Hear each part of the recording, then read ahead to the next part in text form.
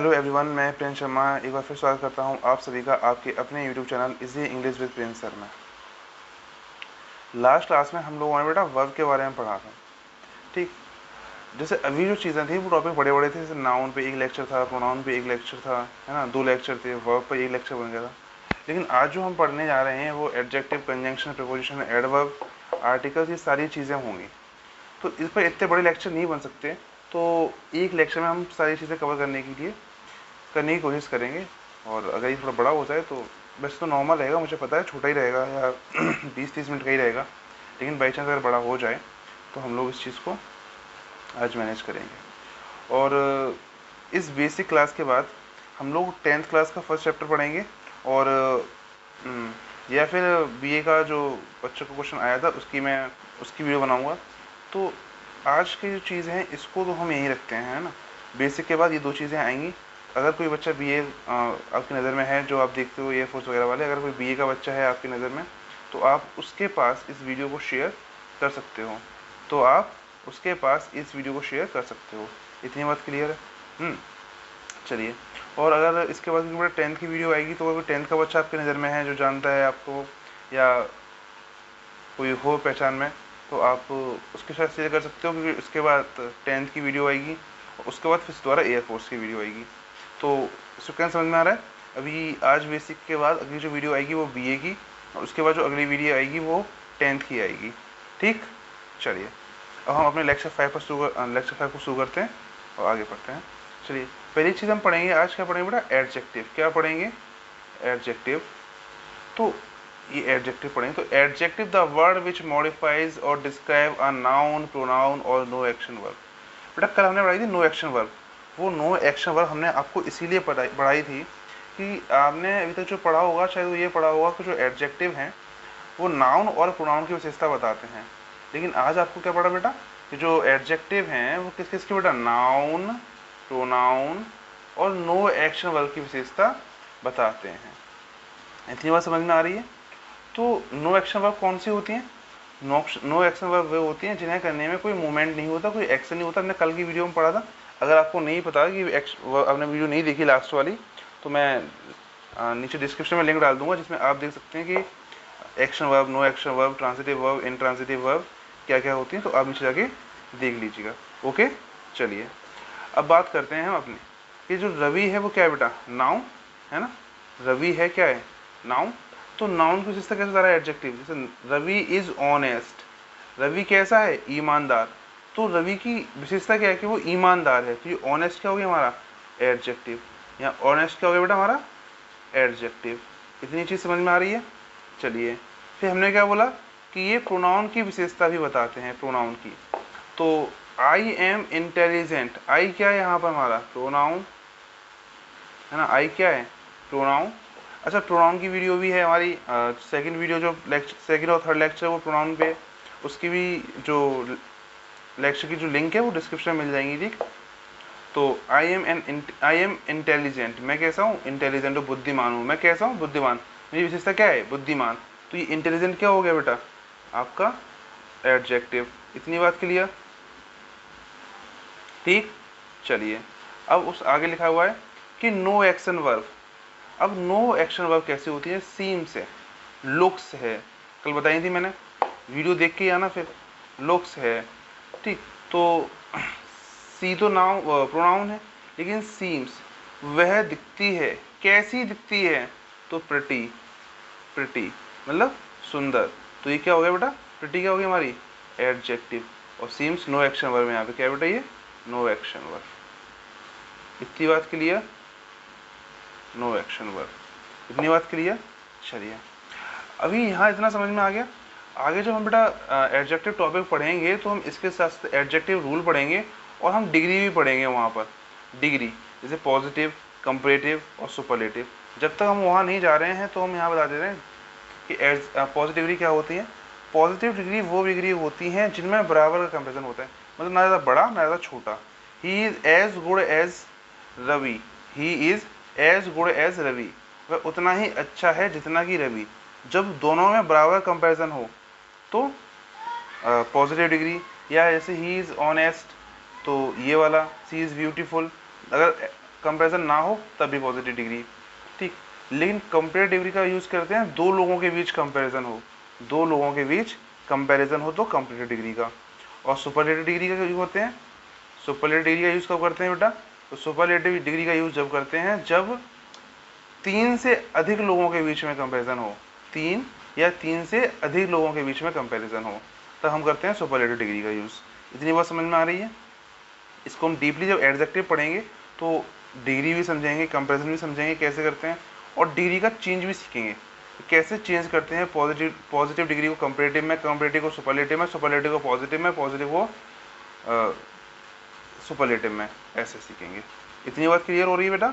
चलिए अब हम बात करते हैं एडवर्ब की। किसकी बात करते हैं बेटा? एडवर्ब की। Adverb, an adverb is a word or an expression that modifies an action verb, adjective, another adverb। ये 3 चीज़ें मेन है। क्या क्या? कि किस किस को मॉडिफाई करती है? एक्शन वर्ब को, एडजेक्टिव को, another adverb को, ठीक, another adverb को। ये 3 चीज़ें मेन हैं। इसके बाद बेटा किस किस को मॉडिफाई कर सकती है?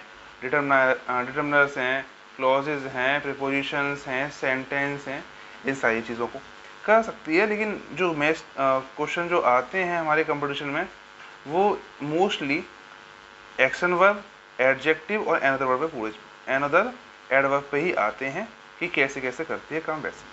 अब हम एग्जाम्पल समझते हैं। Sumesh runs fast. रन्स कैसी वर्ब है हमारी? एक्शन वर्ब है ना, एक्शन वर्ब। तो अब एक्शन वर्ब की विशेषता कौन बताएगा बेटा? आपका एक्शन वर्ब की विशेषता कौन बताएगा? हमारी एडवर्ब। तो जो ये फास्ट हो जाएगा बेटा क्या हो जाएगा? ये एडवर्ब। क्या हो जाएगा बेटा? एडवर्ब, ठीक, क्लियर। चलिए इसके आगे देखते हैं।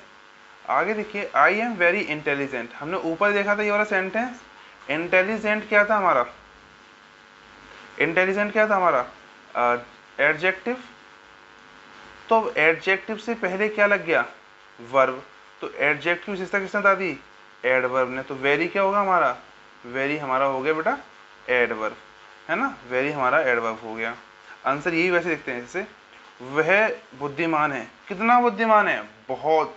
तो इस ऐसे आंसर देके आप देख सकते हो, ठीक, ये पहचानने का तरीका है, ठीक। Sumesh runs very fast. Sumesh runs very fast. तो रन्स क्या है हमारा? Action verb. एक्शन से फास्ट ने, ये क्या हो गया हमारा? एडवर्ब। एक्शन से एडवर्ब बताते हैं। अब इस एडवर्ब की विशेषता किसने बताई है? वेरी ने। कितना तेज? बहुत तेज। तो यहाँ वेरी क्या हो गया बेटा? ये अनदर एडवर्ब हो गई। फिर किसी और एडवर्ब की विशेषता बता दी ना, तो अनदर एडवर्ब। इतनी बात समझ में आ रही है, ठीक। यहाँ तक कोई डाउट? कोई डाउट हो तो कमेंट कर सकते हैं। समझ में आ रहा? चलिए और आगे बढ़ते बेटा। एडवर्ब ऑफ जब, हाँ बेटा, जब हम लोग इतना पढ़ लेंगे यहाँ पर, तो उसके बाद हम एडवर्ब पढ़ेंगे जब उधर जाके अपने टॉपिक पे, जब लेक्चर आएगा अगला, या फिर अगला लेक्चर वैसे जो होगा आप लोगों का हो सकता है वो सब्जेक्ट वर्ब एग्रीमेंट पे हो, और या फिर आपका प्रोनाउन पे हो। तो कोशिश हम ये करेंगे कि वो प्रोनाउन पे हो या नाउन पे। नाउन, प्रोनाउन, एसवी, इन तीनों में से एक लेक्चर आएगा, तो सीरीज आएगी उसकी पूरी, मतलब। तो लेकिन जब भी हम एडवर्ब पढ़ेंगे तो हम पढ़ेंगे adverb of manner, adverb of place, adverb of time, है ना, इनका यूज़ कैसे करते हैं एडवर्ब का, एरर कैसे आती हैं, या क्या क्या काम करती हैं ये, और रूल्स क्या क्या हैं। तो उस समय तक का वेट करिए। अभी हम यहाँ केवल बेसिक सीख रहे थे, तो बेसिक में इतना ही बहुत काफ़ी होता है कि एडवर्ब काम कैसे करती है, एडवर्ब काम कैसे करती है, इतना ही सीखना है। उसके आगे हम जब भी एडवर्ब पढ़ेंगे तब बताएंगे, ठीक। बेसिक चीज़ें हैं, ये चीज़ें बताओ 10th के बच्चों को पता होनी चाहिए। 10th के बच्चों को आती होंगी, हो सकता है 7th 8th के बच्चों को भी आए, और एयरफोर्स वाले बच्चों को हम बेसिक में पढ़ा रहे हैं। तो आप इनके जैसे कोई बच्चा 10th में शेयर करो उसके पास, तो बताओ कि कितना अच्छा है, देखो ऐसा भी होता है, समझो इनसे। चलिए अब बात करते हैं कंजंक्शन की। तो the word that connect same parts of speech, वो शब्द जो सेम पार्ट्स ऑफ स्पीच को जोड़ता है, उसे हम क्या बोलते हैं बेटा? कंजंक्शन। ध्यान रखना, same parts of speech, it means noun noun को जोड़ेगा, प्रोनाउन प्रोनाउन को जोड़ेगा, एडजेक्टिव एडजेक्टिव को जोड़ेगा, एडवर्ब एडवर्ब को जोड़ेगा, और मतलब एक दूसरे को ही जोड़े, मतलब एक जैसे को ही जोड़ेगा। ऐसा नहीं है कि नाउन प्रोनाउन को जोड़ दे, है ना, प्रोनाउन एडवर्ब को जोड़ दे, ऐसे नहीं करेंगे। ठीक, अब ये होते कौन कौन से हैं बेटा, होते कौन कौन से हैं ये, तो उनकी बात करते हैं। जैसे एंड है, ईदर और है, नीदर नॉर है, नॉट ओनली बट ऑल्सो है, और ऐसे बहुत सारे हैं ऐसे ही बहुत सारे हैं। तो जो कंजंक्शन है वो बेटा हमारी उसमें सब्जेक्ट वर्ब एग्रीमेंट में बहुत मदद करते हैं, बहुत ज़्यादा, बहुत ज़्यादा। चलिए, तो Eddie Eddie and Danny, Eddie and Danny, तो ये भी नाउन है, ये भी नाउन है। इन दो नाउनों को किसने जोड़ा है बेटा, एंड ने, किसने जोड़ा है, एंड। तो एंड क्या हो गया हमारा, कंजंक्शन। ठीक, कंजंक्शन बेटा जो ये चीज़ है, तो जो ये नाउन नाउन को जोड़ते हैं, प्रोनाउन प्रोनाउन को जोड़ते हैं, ये चीज़ आई कहाँ से, तो जो बेटा ओरिजिनल सेंटेंस में कभी ऐसा नहीं होता कि नाउन नाउन को जोड़े। बेटा जो ओरिजिनल सेंटेंस होते हैं तो उसमें ऐसा नहीं होता नाउन नाउन को जोड़े, प्रोनाउन प्रोनाउन को जोड़े। समझो हुआ कैसे, जैसे ये मान लीजिए क्वेश्चन ये था, ओरिजिनल क्वेश्चन ये था, राम प्लेज क्रिकेट, है ना, and Shivam pledge cricket. Question ये था। ठीक, अब क्वेश्चन ये था, तो हम लोगों ने क्या देखा कि राम और शिवम ये तो अलग नाउन है, बाकी प्लेस क्रिकेट ये एक बार है, प्लेस क्रिकेट यहाँ भी है, और प्लेस क्रिकेट ये प्लेस प्लेस दो बार मिल गया, क्रिकेट दो बार मिल गया। तो हम ऐसे नहीं कर सकते कॉमन ले लें, मैथ्स वाला रूल लगा सकते हैं हम यहाँ पर। तो हमने क्या किया, क्योंकि ऐसा बोलने में बाबा अजीब सा लगता है, Ram place cricket and Shivam place cricket, तो हमने कहा दोनों को जोड़ दो, कंबाइन कर दो, है ना, कंबाइन कर दो। तो हमने इन दोनों को क्या कर दिया बेटा, जोड़ दिया। तो जोड़ने से क्या हो गया, राम और शिवम एक बार थे, तो राम एंड शिवम, शिवम। ठीक, अब जो चीज़ एक अब फिर क्या था, प्लेस था, है ना, प्लेस क्रिकेट ये था। लेकिन अब क्या हुआ बेटा, क्योंकि हमने इन दोनों को जोड़ा, तो पहले तो अकेले अकेले थे, लेकिन अब जब दोनों को जोड़ दिया तो दो कितने हो गए, दो, तो दो कैसे हो गए, प्लूरल। तो इसलिए पहले हमने क्या किया था बेटा, वहाँ पर पहले हमने क्या किया था, वहाँ पे हमने किसका यूज़ किया था, प्लेस का। लेकिन अब यहाँ पे किसका यूज़ हो जाएगा बेटा, प्ले का। तो ये एस हट जाएगी, आपकी एस हट जाएगी। इतनी बात क्लियर, समझ में आ रही है। चलिए बढ़ते हैं आगे। ठीक, कंजंक्शन ऐसे बने हैं, कंजंक्शन कि दो सेम पार्ट्स ऑफ स्पीच को जोड़ना। ये जोड़ते तो सेंटेंसेस को हैं, लेकिन सेम पार्ट ऑफ स्पीच को जोड़ेंगे अगर एक बार में लिखेंगे तो, अदरवाइज तो सब समझते ही हो, समझदार हो।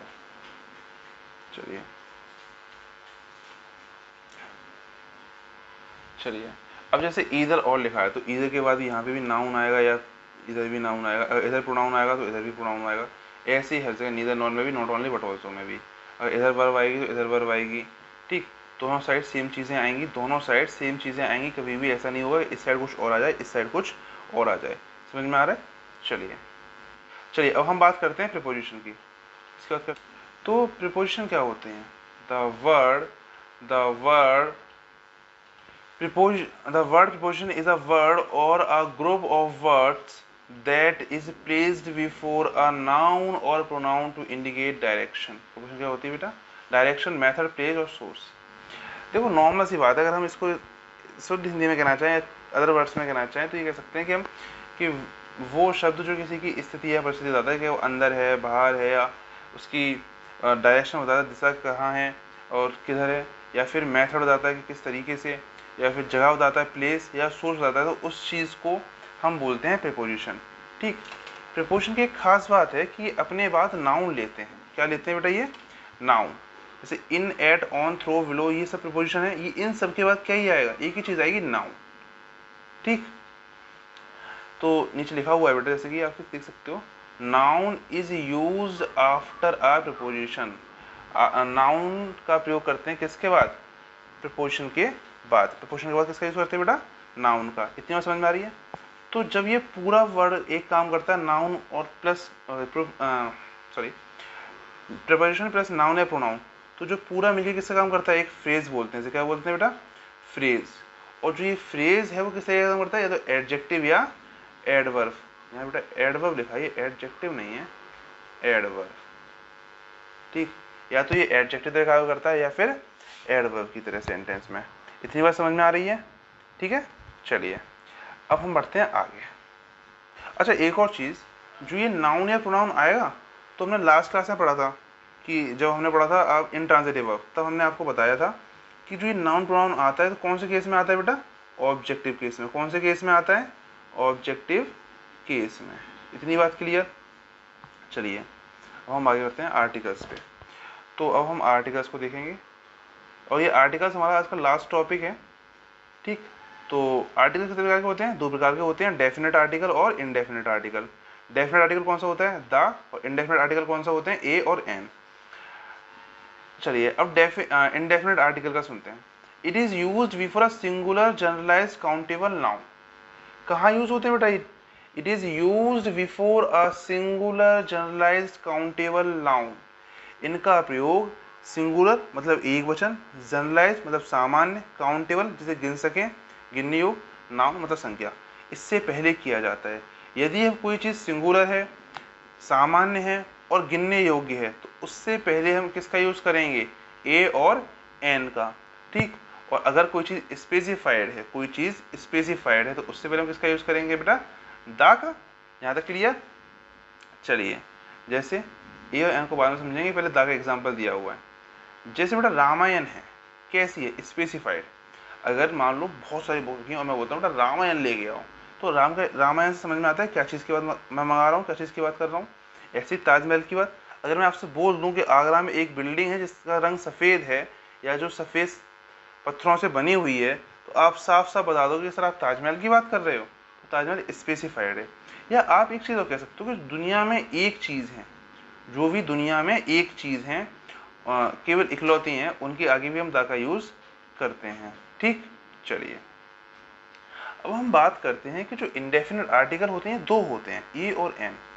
और अगर दोनों का ही यूज़ हम सिंगुलर जनरलाइज काउंटेबल नाउन से पहले करते हैं, तो फिर ए कहाँ यूज़ होगा और एन कहाँ यूज़ होगा, दोनों एक जगह तो नहीं आएंगे, है ना। अगर दोनों एक जगह ही आने होते तो फिर बनाता ही नहीं कोई दूसरा तो बनता ही नहीं। तो अब हम देखते हैं, जैसे ए की बारे में बात कर रहे हैं बेटा।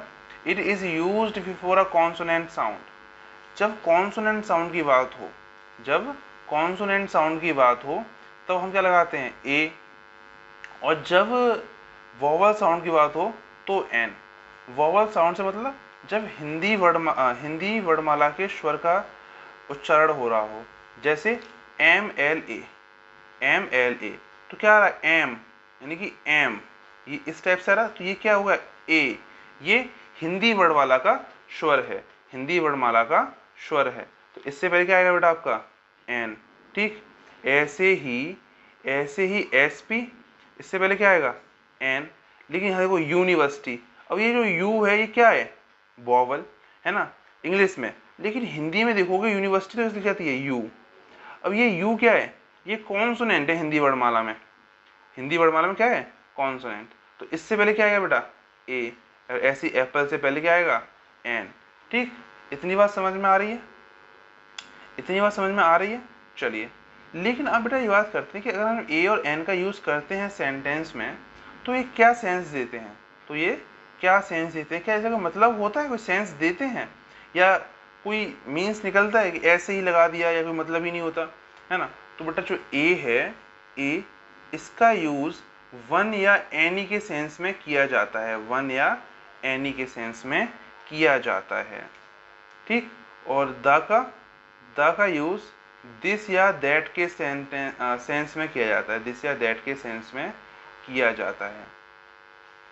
ठीक, द बॉय इट मीन्स वही लड़का, स्पेसिफाइड होता है तो दिस ऐसे करके, दिस और दैट के सेंस में किया जाता है। और ए एनी मतलब कोई, और वन मतलब एक, इसके सेंस में किया जाता है। तो इस प्रकार हमारी आज जो है वो बेसिक की क्लास ख़त्म हो जाती है। ठीक, बेसिक की क्लास ख़त्म हो जाती है। और अब हम जो नेक्स्ट वीडियो बता रहा हूँ उसके आगे जो क्या होगा वो मैंने पहले बता दिया है स्टार्टिंग में, लेकिन अगर एक बार फिर से रिपीट कर दे रहा हूँ जिससे आप लोगों को भी याद रहे और जाते जाते आप शेयर करके जाओ। अच्छा, आपने लोगों ने आज जो प्रीमियर पे वीडियो आई थी उस पर देखा आपने? जिसने देखा वो कमेंट करके बताना कि सर मैंने देखा था। जब वो प्रीमियर में थी 7:45 से लेके और जब तक वो चली थी 7:45 से लेके जब तक वो चली थी तब तक उसने देखी लास्ट तक, ज़रूर बताना। चलिए, तो जो नेक्स्ट वीडियो आएगी बेटा वो किसकी आएगी अब? 10th या बीए, 10th और बीए इनमें से किसी एक की आएगी, ठीक। और बस इतनी आएगी, तब तक कि आप इन लोगों तक पहुंचाओ। जैसे कल ये वीडियो आएगी, आज क्या आज है वेडनेसडे, वेडनेसडे को ये वीडियो आ रही है आपके पास, और थर्सडे को हम लोग वो करेंगे, मतलब वीडियो डालेंगे नेक्स्ट। तो अब क्योंकि आपको भी पता नहीं है तो दोनों लोगों के पास पहुंचाओ, 10th की भी आ सकती है और 12th की भी। बताना उन्हें एक क्लिप देखें कि यार 10th की वीडियो आ सकती है, 12th की भी आ सकती, बीए की भी आ सकती है, और बीए के एग्जाम भी आने वाले हैं, 4 तारीख को पेपर है उनका, इंग्लिश जनरल का बीए सेकेंड ईयर वालों को, और बीए थर्ड ईयर वालों को कुछ डेट मुझे याद नहीं है, जो भी हो।